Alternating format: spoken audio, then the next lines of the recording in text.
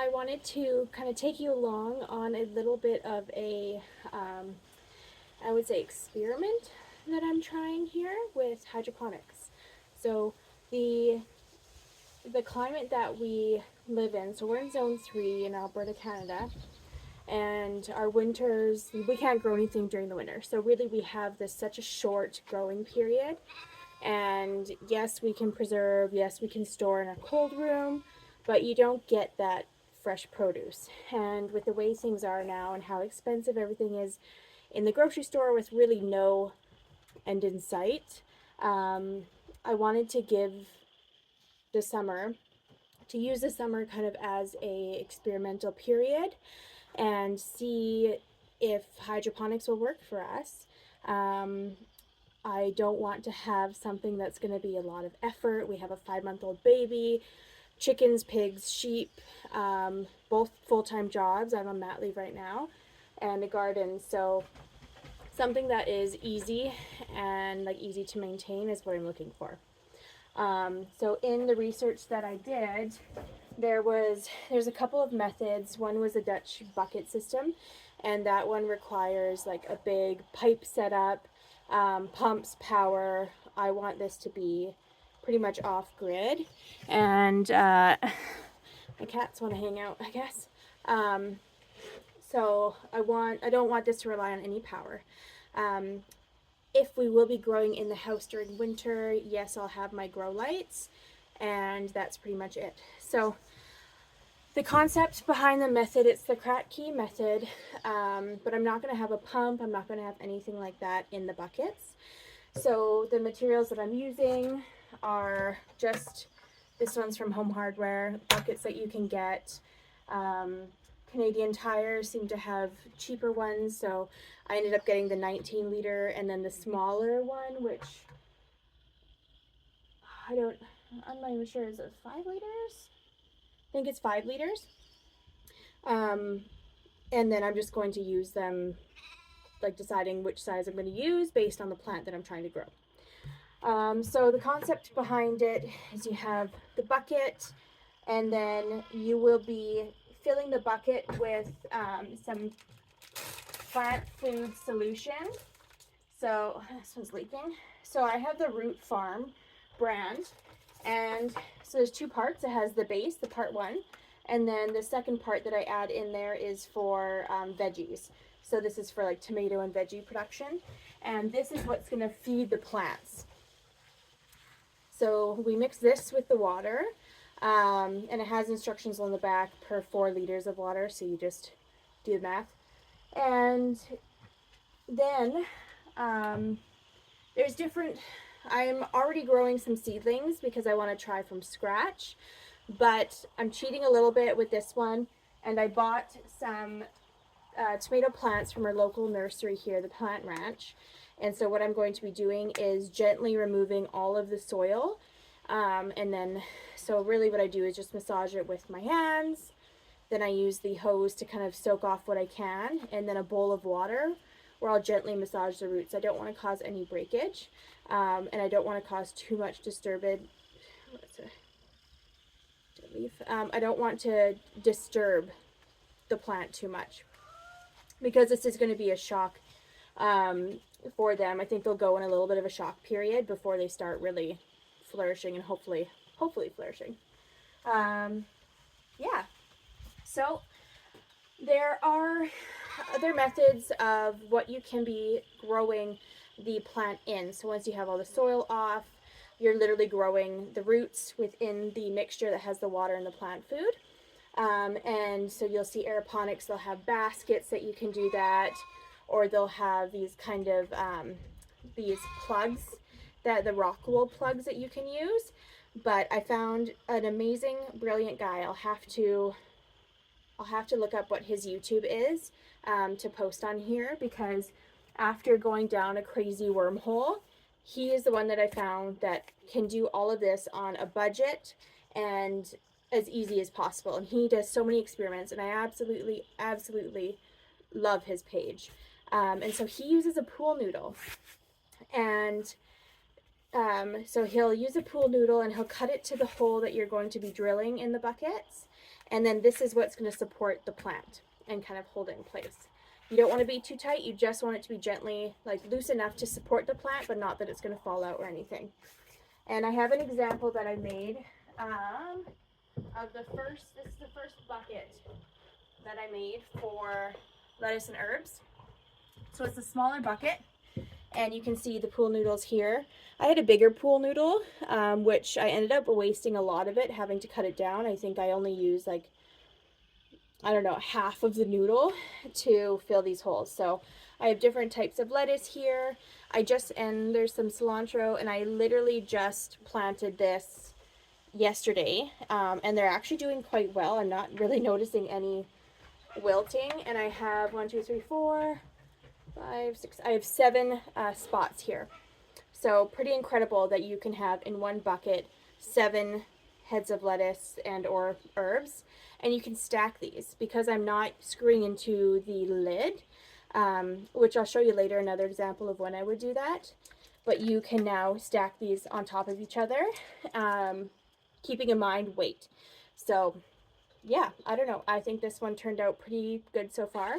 And I'm going to be doing a couple things different for the tomatoes.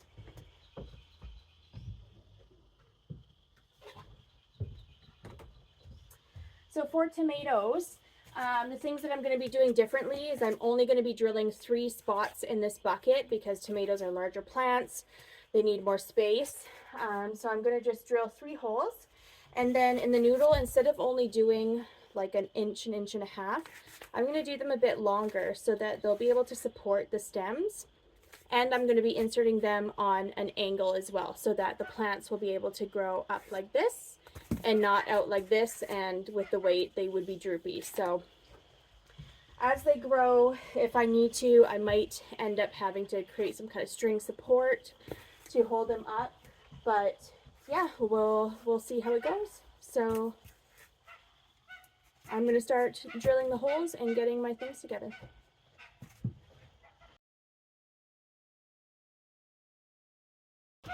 Another thing that you can do is you can drill little holes like up in this area for aeration, or like figure out when the lid's on where you still have space. You can drill a couple of holes with a drill bit, and that can help with aeration. And then one thing that I did hear from this guy was that if you're worried about bugs, you can put a little screen on the inside, like hot glue a little piece of screen or fabric, so that you still get the air flow, but you don't get the bugs. So that's a little helpful tip there. And this one is a 2-inch or 1.5 inch hole saw. And so you have to use a little bit of pressure on this one, and yeah, it'll drill your holes, and this will be kind of the size that you want. And I'm still probably going to have to trim down these noodles here because I don't want to have holes the size of the noodle, which I'm just eyeballing is probably 2.5 inches. So we want something just a little bit smaller there.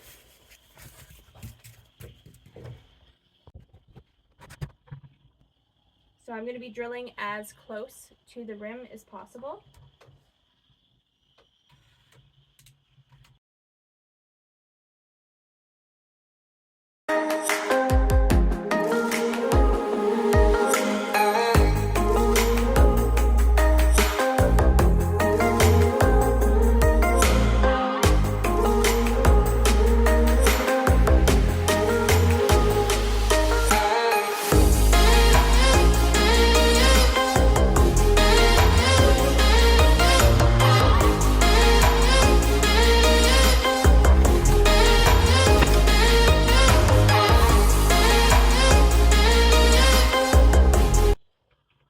You gotta be kidding me.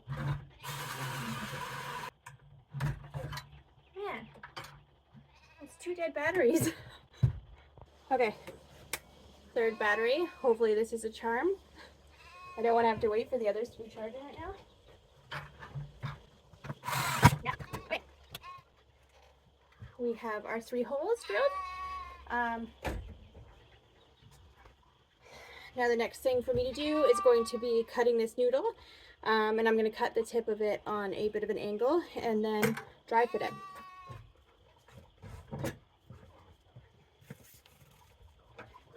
And I just use a serrated knife. It cuts through the foam really easy. Okay, so that.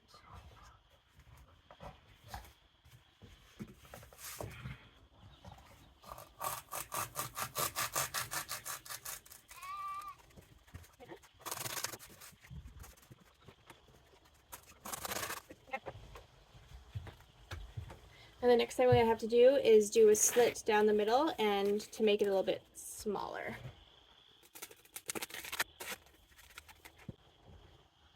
The pointy ends will be on the outside of the bucket so that it can kind of support the growth on an angle.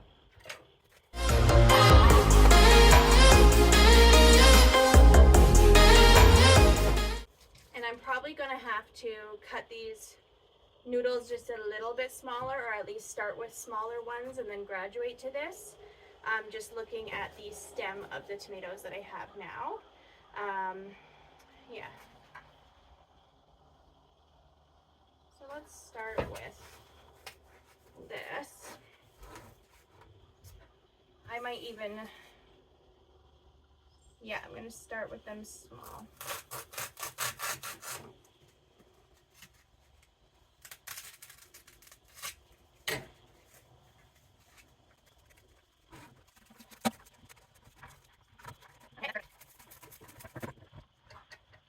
Okay, so this is kind of what it's going to look like. So you can see how I have it on an angle here. The tomato should be growing up here and not down. And the inside, that's what it looks like. So the idea is that the roots will be hanging down here into the solution, and then plant will be growing out here. So I'm going to continue probably with this size. I'll cut the other ones down, and as they grow, I can be replacing them with longer noodles, and then save these because they are reusable.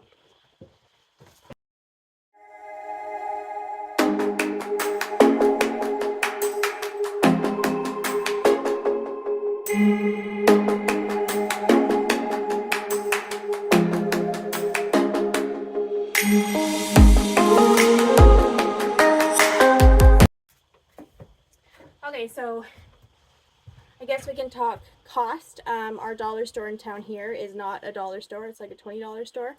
So this pool noodle, I think it was like $2 to $3 for one, but normally you can get these for like $1. So yeah, so it's one pool noodle, and I can use these for probably another 2 or 3 buckets.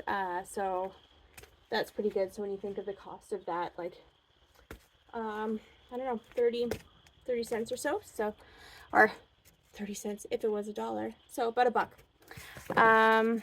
Math is hard. Okay, so the next thing that I'm going to do now is I'm going to take and rinse off these tomato plants and get them ready to be put into the hydroponic bucket. Okay, so I have my tomato plants here, and then I have my hose, and then just a little bowl of water that I'm going to be swirling around to get the dirt, to get the dirt off. And yeah, of course, we have 4 dogs, and I've got one here. Gus, hey, come say hi. And then the other 3 are over wrestling. Okay, so I do have a bucket here of the soil that I shake off, just because it is good soil. I got these from the garden, or from a local nursery here, and I want to reuse as much as I can. It's so expensive to get soil to fill up different pots. So where I can, I'm going to repurpose, as long as it's not diseased or anything like that. So I'm loosening up the soil here, and then going to give it a drink.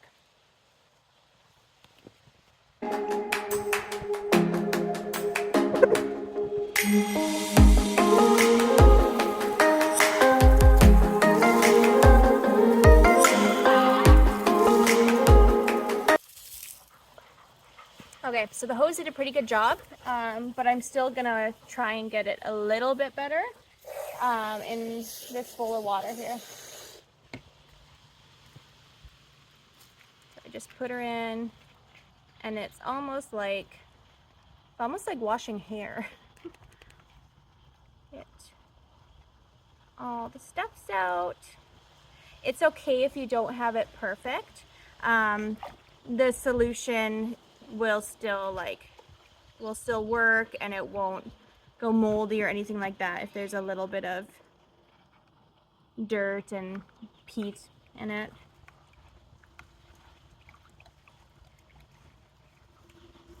Okay, that looks pretty good. What do you think about that, Lex? Yeah, roots look quite healthy. Amazing. Okay, so that one's done. And I'm just going to be putting them back in their containers while I rinse the other two.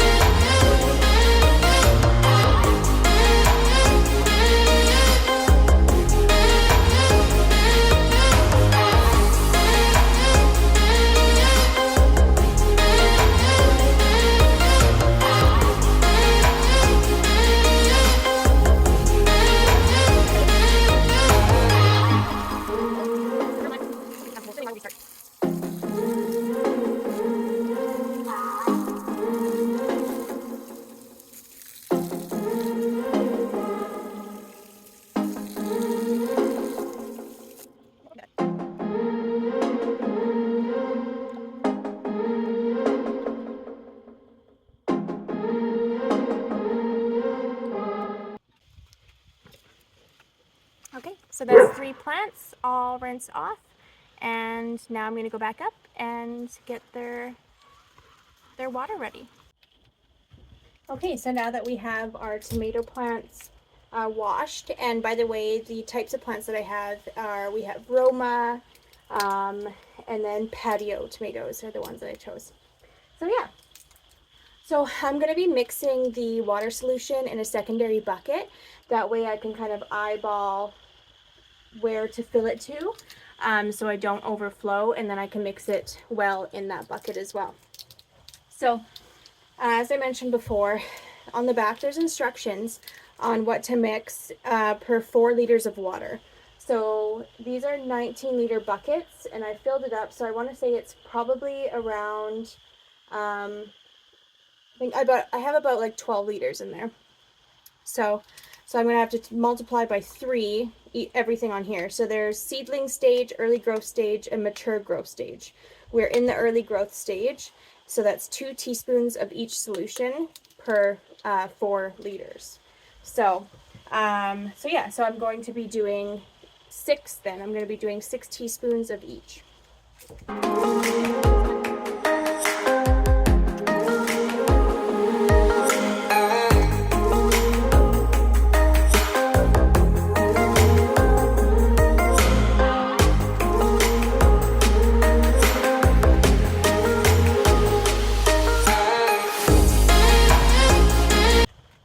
So you're going to want to keep your eye on the water level as the plants grow. You want to make sure those roots are touching the water. So only let the water drop about that much. I'll keep you updated on how often I have to add water to it. I actually don't think it's going to be that much. But tomato plants, I believe they fruit for up to a year. So if these plants do well and I transition them to inside come fall, I'm hoping to stretch them out and not have to start with new tomato plants until next growing season outside.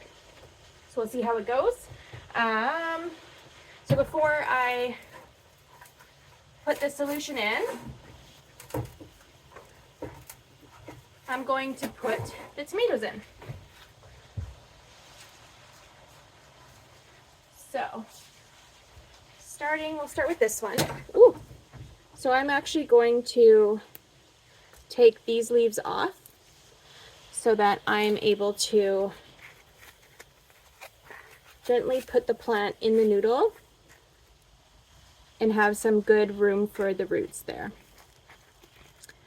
So as you would with your tomato plants in your garden, I'm going to be looking for suckers, and I'll be plucking those as they go too, just to stimulate more root growth, and then ultimately get bushier instead of the tall and lean, I guess, tomatoes that would be flopping over in this bucket. So as you can see, it's not squished in here. We are going to be squishing it a little bit to put into the holes, but then I'm able to go and straighten that out, and so there's tons of room in there. It's not going to be suffocated.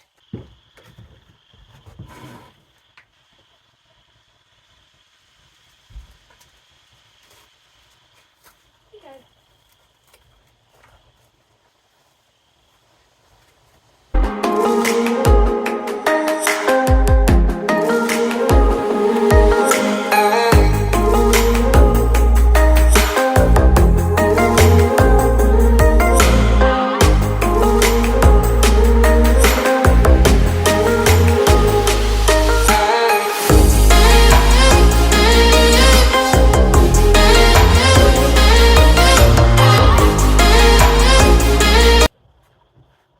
Okay, we have all three in their little noodles and their growing spots, and you can see how the roots are going to be dangling here, and then I'm going to pour in the growing medium.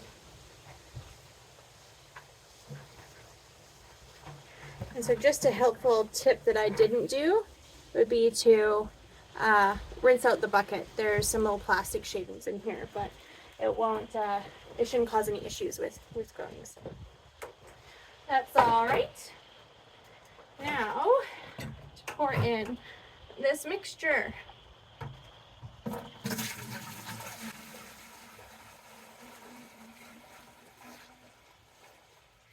And make sure, if your holes are not even all the way around, like with where they're placed, if you're like me and just like to wing it, just make sure that you're filling to the lowest one, so you're not overflowing. And I think we can do a little bit more.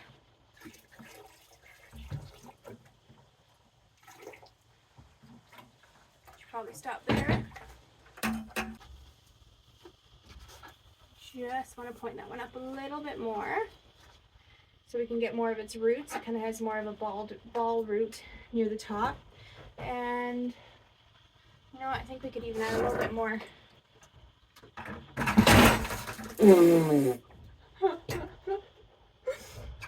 Oops. Ooh.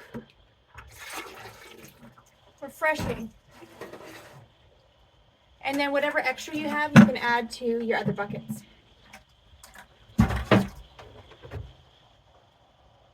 All right, I think we are good. So I'm going to put the lid on, and then I'm going to move it to a nice sunny area where it's going to get sun all the way around, because I have tomato plants on all sides of the bucket there. And that's literally everything. So stay tuned, and I'll update you with how the growth goes, and then hopefully we'll be able to make it through the winter. Fresh produce. Thanks.